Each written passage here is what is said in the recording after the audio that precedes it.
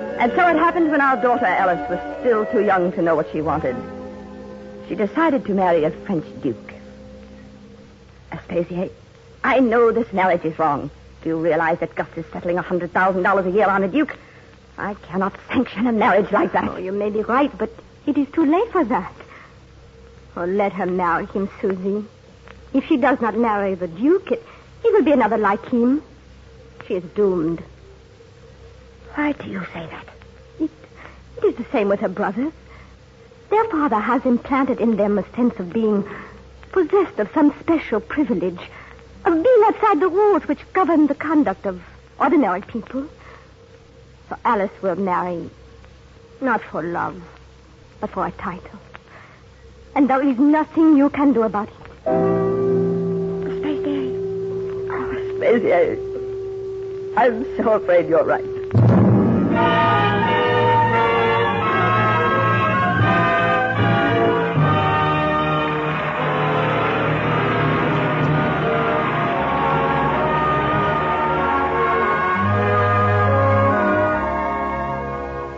I have only to close my eyes to enter the past at random.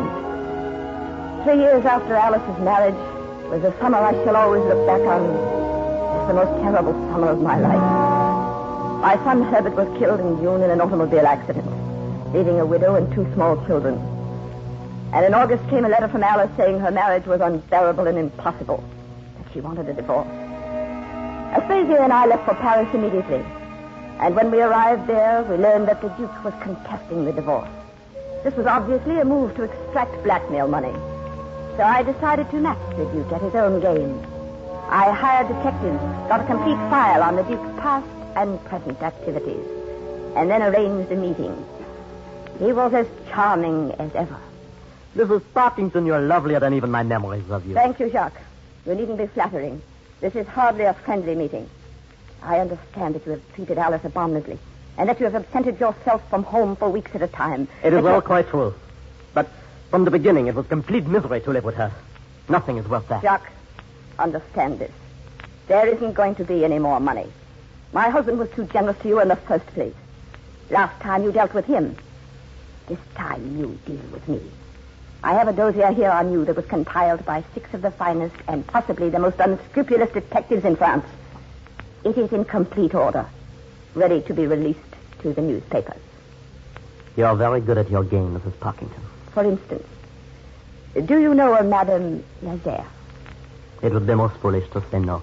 An expose of that little episode in your life would drag in the names of other important people. You need not continue. I'm forced to say that your investigators are remarkably good. My lawyer and yours will get together. I will not contest the divorce.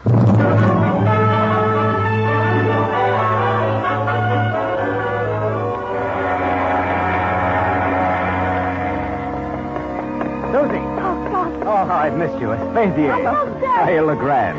Alice, darling. Papa, it's good to see you. I've arranged a wonderful summer for you. You'll soon forget all this business.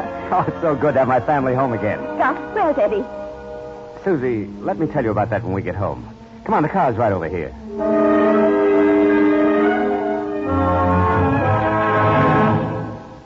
Eddie, dead.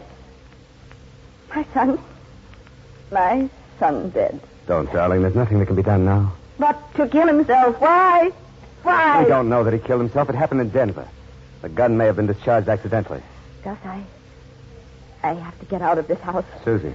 I have to go for a while. I can't bear this house. I can't bear to look at it, to be shut up in it. If I stay here, I'll die too. Susie. I hate this house. I tell you, I hate this house. I hate the money. We're choking, smothering, strangling in money. Can't you see that? If it hadn't been for the money, Herbert wouldn't have had money to buy a car. Alice wouldn't have married that fortune hunter. Eddie wouldn't have had everything and been tired of it before he was 25. I hate the money, and I hate this house. I wanted you and my children to have everything. I wanted to found a dynasty. Well, you founded your dynasty. I hope you're proud of it.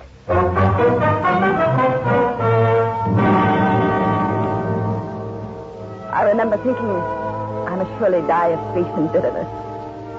But the heart has a way of reconciling itself and going on.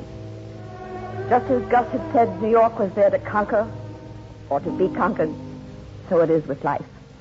If you've red blood in your veins, you conquer life and go on. And only when you're long past the hours of trial do you discover that what you conquered each time was yourself. Knowing this, I was able to go on when the Major died. Susie, you have been wonderful. I know the funeral and all was a great trial to you. It was a great sorrow for you too, Aspasia. I know that. Gus might have married you if it hadn't been for that explosion in the Leaping Rock. Oh, no, Susie. Gus Parkington was in love with youth. And I have been old from the hour of my birth, just as you have been young. Oh, he was a splendid man. He was a happy man. I think people are really happy in proportion to how much they give. He wasn't always a good man, but he gave a great deal. He gave a great deal more than he took from others.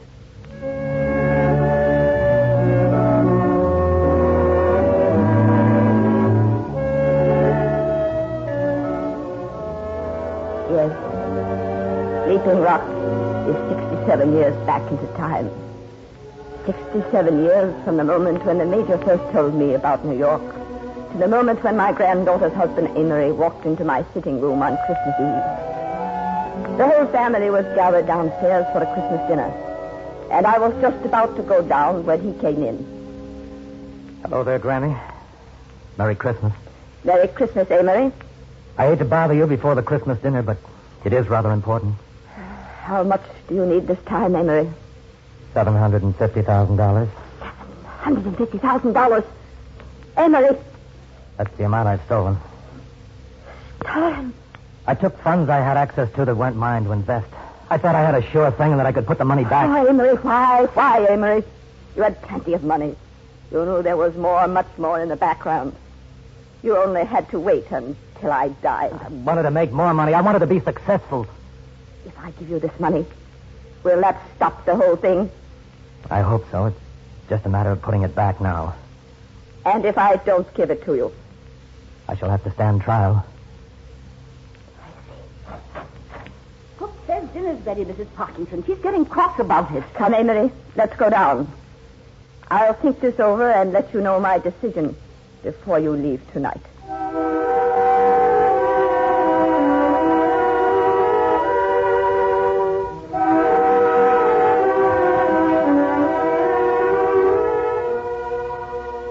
I sat at the dinner table looking around at the faces of Gus's and my descendants. And suddenly I knew, with a cold sense of defeat, that not one of those faces was a happy one. And I remembered Alice's face when she was young, and Herbert's, and Eddie's. And I knew that they had not been happy either. But Gus and I had been happy.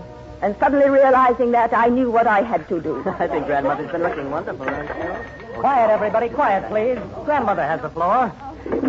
A Merry Christmas to you all. Merry Christmas. I think perhaps I had better say that first, because I don't know how merry you're going to think it is when I finish.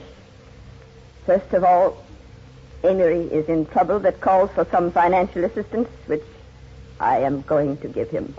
Thank you, Granny. Thank you. I'm going to give it to him because I don't blame him for the trouble he is in any more than I blame the rest of you for being selfish and spoiled. Amory, like you, is a product of the things he had no control over, the era that preceded him. I think now he has learned a lesson, but something must be done about him and about you. So for all of you, when I die, a small trust fund will be set up, the income from which will pay your rent and food and very little else. If you want anything else, I very much hope you will go out and earn it. Well, I hardly thought it would be pleasing to you. Grandmother, the rest of the money.